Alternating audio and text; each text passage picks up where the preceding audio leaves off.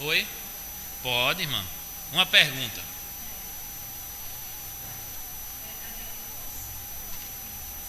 Certo.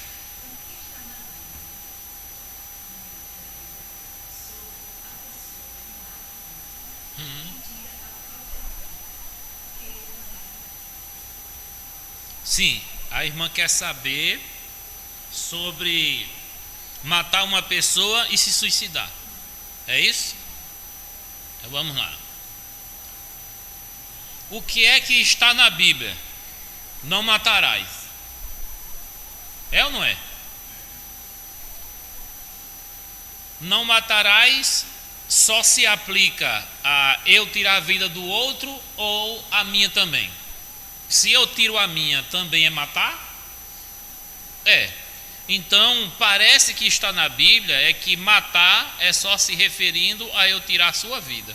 Não parece que está isso? Mas o que é que está lá? Você não deve tirar a vida de ninguém, nem a sua. Porém, fica implícito, não fica muito claro. A gente vai perceber pessoas que não tinham uma ligação com Deus, tirando a sua própria vida. Pessoas que estavam caminhando com Deus, se afastaram e tiraram a própria vida. Isso na Escritura. A gente vai ver o suicídio de Saul, que estava bem afastado de Deus quando resolveu se matar. E a gente vai ver o suicídio e a morte também de Sansão, que em algum momento se afastou de Deus, mas em parte se reconciliou, e para matar os filisteus ele resolveu morrer junto com eles, porque ele destruiu os 2 pilares do prédio onde eles estavam e morreu todo mundo, e ele disse: morra eu com os filisteus. Só que até que ponto a gente pode afirmar que Saul, que era ungido de Deus e rei, e Sansão, que era um juiz, libertador, escolhido de Deus, eles tendo morrido dessa forma, dando cabo da própria vida, eles estarão salvos na glória eterna? A gente só pode falar de Sansão, porque quando o autor dos Hebreus está falando daqueles que morreram na fé para a salvação no Antigo Testamento, ele vai citar Sansão como um herói da fé, mas não cita Saul. Saul é comparado com Davi, mais ou menos assim. Davi é o homem segundo o coração de Deus, mas Saul não foi. Mas essa questão do suicídio, ela de alguma forma é uma questão polêmica, porque até que ponto a pessoa está consciente do que está fazendo quando está tomando conta da própria vida, dando cabo da própria vida. Então, pessoas vão achar que todo suicídio é para o inferno. Outras vão achar que alguns são e outros não, principalmente quando a pessoa está num estado de sã consciência.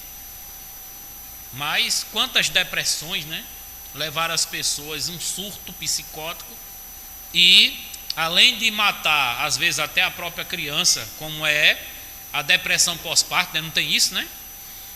Existe também aquelas pessoas que estão num surto tão grande da mente, como a esquizofrenia acontece, né?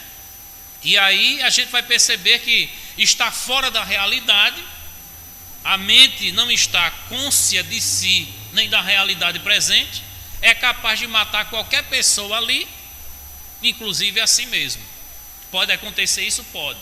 Agora, isso vai ser pesado na balança no dia de juízo?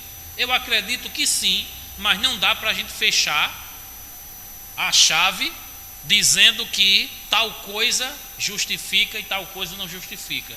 Tem coisas que está no segredo de Deus para o dia do juízo. Sim.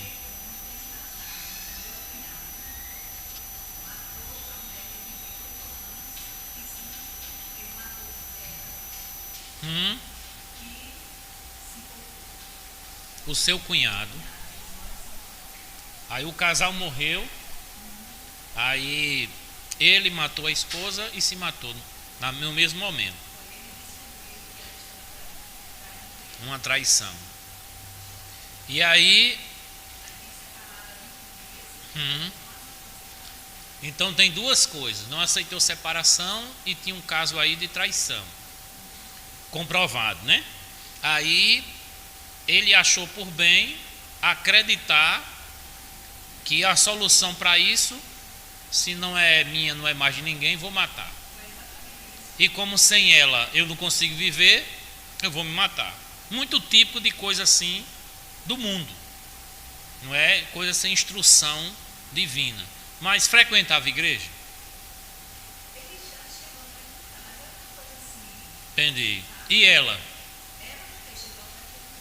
Entendido. Aí assim, independente de estar frequentando igreja ou não, uma coisa é você estar na igreja, outra coisa é você ser igreja. São coisas diferentes. Então, uma pessoa que, por ter algo mal resolvido com alguém, resolve matá-la, não só tem o pecado de assassinato aí não, tem um monte de coisa na mente dessa pessoa que não sabe avaliar um problema e resolver, e acha que por conta daquilo que não lhe agrada pode tirar a vida de qualquer pessoa. Então, a gente não vai esperar daqui para frente boas notícias dentro das famílias. A gente não vai esperar. Mas que se espera o melhor comportamento do povo de Deus. A gente não vai só ouvir notícias dessa fora do contexto da igreja. Gente que frequenta a igreja também tem feito isso. Até que ponto a gente vai encontrar um homem ou uma mulher que se mata no céu? Até que ponto não dá para a gente afirmar e bater o martelo aqui. Mas uma coisa eu sei, se essa pessoa for para o céu, a misericórdia de Deus é muito grande. Eu tenho que perguntar para mim até que ponto o meu pecado é menor do que o pecado de outra pessoa, já que eu vou pela misericórdia e a outra pessoa não iria, por quê? Então eu não faço barreiras para a salvação de ninguém. Eu só não posso declarar o que a Bíblia não declara. Eu não posso condenar o que a Bíblia não condena, mas também eu não posso liberar o que a Bíblia não libera. Mas é muito complexo esse assunto de até que ponto tudo justifica ou nada justifica quando se trata de matar ou morrer, né? Ok? Tem mais coisa? É?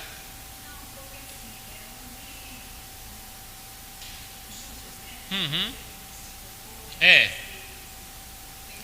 Sim.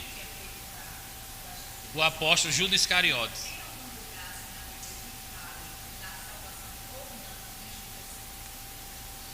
O fato dele estar perdido não foi porque ele suicidou-se. Ele está perdido porque ele não obedeceu o seu chamado e vendeu Jesus. E a Bíblia diz em João que depois da ceia, o diabo entrou em Judas. Isso é o primeiro ponto. E o segundo é Atos capítulo 1, que diz que ele resolveu seguir a sua própria sorte e tem que ser escolhido alguém para ficar no lugar dele. Atos capítulo 1, Matias assume o lugar dele porque ele se perdeu em seu próprio caminho. E João 17, Jesus está orando dizendo: daquele que o Senhor me deu, nenhum deles se perdeu, a não ser o filho da perdição, para que se cumprisse o que estava sobre ele. Alguns chegam a dizer que esse filho da perdição pode ser uma linguagem figurada, mas a maioria dos analistas do texto de João vai dizer que esse filho da perdição é Judas Iscariotes. Ele se perdeu. Se ele não fosse o perdido, ele não teria sido substituído.